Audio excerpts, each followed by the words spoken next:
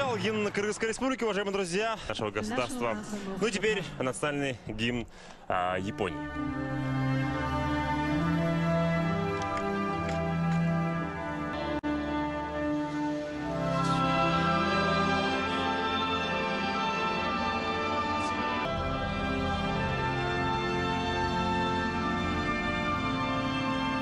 На Кубок Азии, причем выйти напрямую. Расклады мы уже говорили, есть, конечно же, бабы, тройка полузащитников, это отведены вперед Такума Асана 18, Хадзиме Мариасу. Главный арбитр этой встречи. Анализдер турамес чыккандыгына байланыштуу Матияшты атайын Кыргыз футбол союзу Японияга акшымкарларга жардам берүүгө жиберди. Ката кетирбестен мүмкүн болушунча өздөрүн жакшы көрсөтөт деген ойдобуз. Ал ортодо алгачкы коптоо жана биздин бактыбызга япониялыктардын чабуулу ийгиликсиз жыйынтыкталууда. Ушундай аракеттерди биз япон футболчулардан күтүп калабыз. Бул жерде миллиметрлик офсайд болушу мүмкүн, бирок дүйнөлүк чемпионатка тандап алуу этабында VAR системасы жок экендигин унутта калтырбайлы. Айзар Ахматов жакшы аракет жасады. Тамилан Козубаев топтуга тосууга аракет жасады. Анда флангом прорываться, но вот фланги у японцев тоже работают как часы. Справа атака очередная, теперь же Тацухиро Сакамото обыгрывает Александра Мищенко, штрафной Сакамото, прострел, и Павел Матяш берет таки мяч в руки. Это для его уверенности очень хорошо, потому что Синг обозначает сборная Кыргызстана. Ой-ой, это может быть опасно на левом фланге. Надо накрывать здесь. Жауш керек, ким бар? Сок узатууда япониялыктар, абайлаш керек. Пока везет. В центре Бахтияр Душебеков. Ай-яй-яй, чуть было не ошибся. Ошибся здесь Шукуров, между прочим. Атака сборной Японии через центр пошла. Удар! Командан киргене жарады. Мищенко сдвигается. Нет, слишком поздно все было. Көйрөк сактап калды. Хорошо, Мусабеков отдал на Мурзаев өз аракеттери менен. Шукуров. Алимардан. Сол канатка бериш керек. Отдать надо было здесь. Так, наверное, исполняется очередной заброс, точнее, у сборной Японии. Вот теперь на левом фланге Агава. Уже как латерали буквально действуют игроки сборной Японии. Ой, шанс есть у японцев, но на подкате стелится Агива. Удар! Мищенко. Матяш. Ой, молодцом Павел Матяш. Пожалуйста. Подставил его сейчас Александр Мищенко. Топ чыкты, анткени топ япониялыктардын карамагында. Александр Мищенконун канатынан оюнчулар өтүп кетүүдө. Карама каршы канатка. А бул жерде офсайд, менин оюмча. Нет, игра продолжается. Агива и... Матяш, но Матяш все-таки сделал сейф. Матяш Азамат өзгөчө сейф жасады. Кыргызстан курама команда сарайып калгасын кимге көрсөтүүдө? Айзар Ахматовго эмне болду? За спор, возможно. Албетте, калыстын ышкыры жаңыргандан кийин талашуунун эч кандай кажети жок болчу. Мынакей коптоого көп болду. Матяш бул жерде. Нет, рукой здесь коснулся наш игрок, но... Айзар Ахматов кол менен пенальти против своей сборной, к сожалению. Өкүнүштүү Адо Онаиву жана Павел Матяш. Павел Матяшка күч кубат каалайбыз.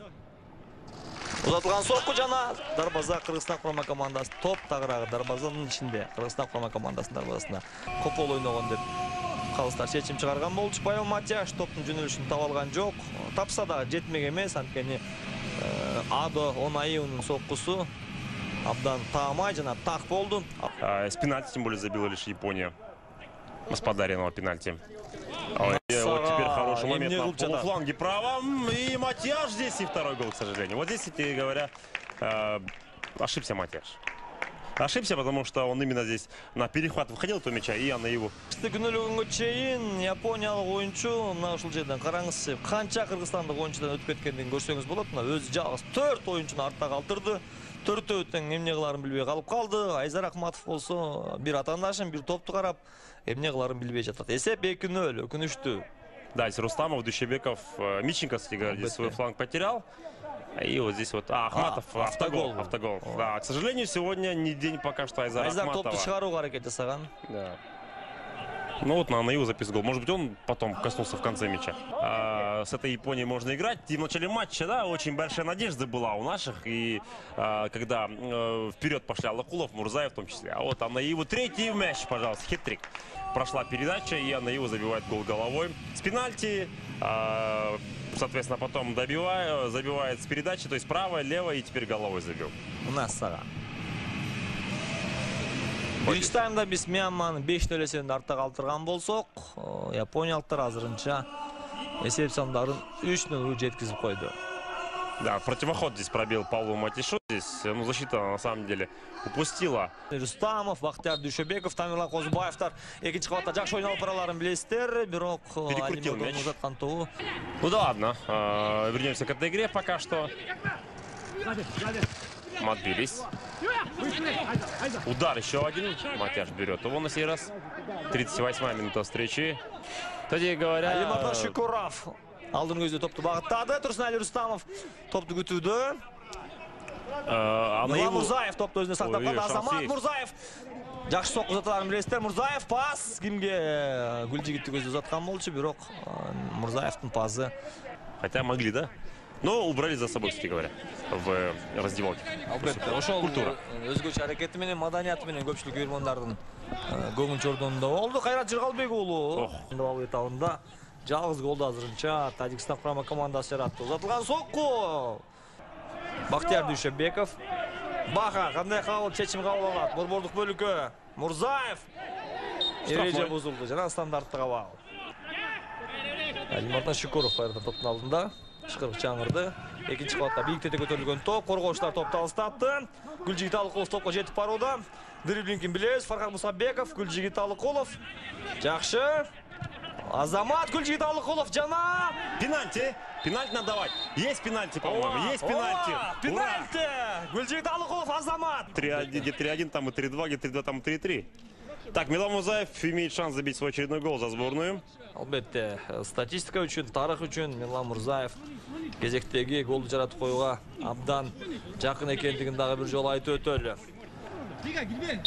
Дарбазачын артта калтырат деген ишеничте. Узатылган сокку жана гол!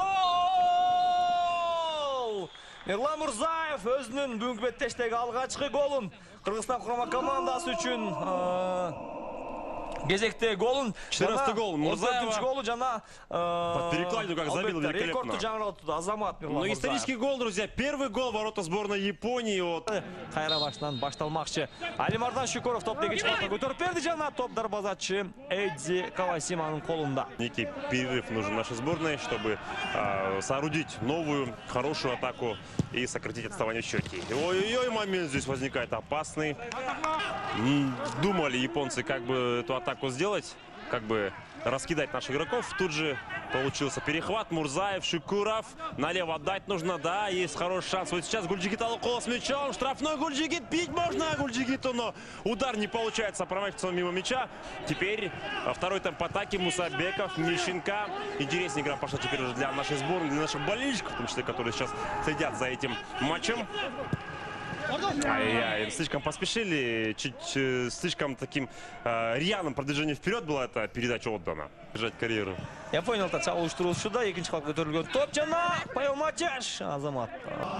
Так, Мищенко, Козубаев, Мусабеков там на подборе хочет быть, Мурзаев на подборе оказался. Мурзаев ставит корпус Мирлан. Два нападающих сейчас возле мяча. Были двое нападающих разной сборной. Үріп артта алдыда азырақ шығып жатқанын көрді. Страбдан соның комбинация жана. Ох, опасный момент был. Азыр. Чермен ойнауын тура көріш, табдан тура шешім. Дарбазаға бақтыға соққы, Павел Матяш соққы. Бұл жолы тақтық жетішкен жоқ. Павел Матяш Азамат шындығында. Ойын таласына алмашудан шыққан ойыншылар өздерін көрсетуді. Япониялықтардың құрамында жоқ. Бұл Такума Асано. Албетте дарбазашыдан қайтқан топқа алғашқыдан ол жетіп барды, бирок ну и Матяш записывает сейф, да? Сейф свой актив, в сейф принципе. был. Не самый сложный мяч был, но в любом случае отбил. Пал, но вот чуть не хватает чего-то еще сейчас в плане именно инициативы. И удар здесь происходит. Посмотрим на повтор еще раз. Хорошо вывели здесь. Мищенко. О, Мищенко негізі топтың бағытын өзгерді. И потом уже Матяш из-под перекладин мяч вытаскивает вот здесь вот. Да. Молодцом. Сейчас угловой нужно, конечно, выдержать вот этот розыгрыш углового, и потом что-то вразумительное попытаться сделать. Демек, 10-ші буштан көтөрі жана. Четвертый гол, к сожалению. 4-ші гол Тілекке қарсы біздің дарбазада. Өкінішті. На втором этаже забивает гол Сасаки, как раз таки. Тот самый, который вышел. Да, бір жол назар жүгіртөлі. Осаки жалғыз қалып кетті. Мирлан Мурзаев албетен қорғаушы емес. Есеп сандары 4-1. Да, Жоқ дегенде Кыргызстан құрама командасы тағы бір гол жаратып қойса, біраз да болса сүйініп қалмақпыз. конечно, на самом деле. Ну все, как мы сказали, что в первом тайме терять нечего. Как-то арбитры Замана. Ой-ой. 2-2 сейчас выходят. И шанс у японской сборной возникает на 5-й мяч. И 5-й мяч забивает в этой ситуации, конечно же, Такума Асано. Кстати, когда и Мирлан забил, тоже он так прям закричал. Мен жапондарға қиқырат деген жоқпын. Вообще, да, то, что очень эмоционально. Как будто там идет, да. Көрермандар болса да башкача болмок. Тилекке каршы есеп сандары 5-1. 5-ші голду Кыргызстан құрама командасы өз дарбазасынан алып чыгууда. Өкүнүчтүү албетте. Ближний угол забивает здесь Такума Асано. Игроки японской сборной на левом фланге с этим эпизодом. Прострел. Отбились.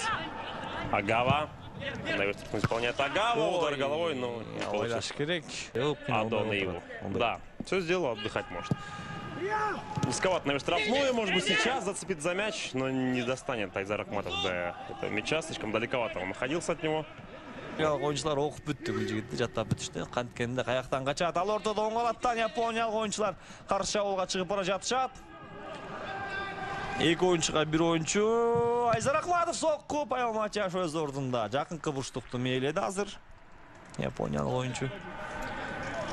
Но не было поддержки здесь у японского игрока. Аргастан өзі. Асано.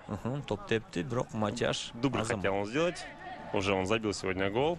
Но еще 5 секунд до конца этого матча. Сейчас, судя по всему, Павел Матяш мяч выбит и будет свисток. Так и есть. Свисток, друзья. Мы проиграли, к сожалению, сборной Японии. Но в любом случае сделали кое-какие выводы, я думаю, игроки нашей сборной, в том числе Александр Сергеевич Крестинин. И в этот матч тоже нужно записать свой актив, как лишний опыт со сборной такого ранга.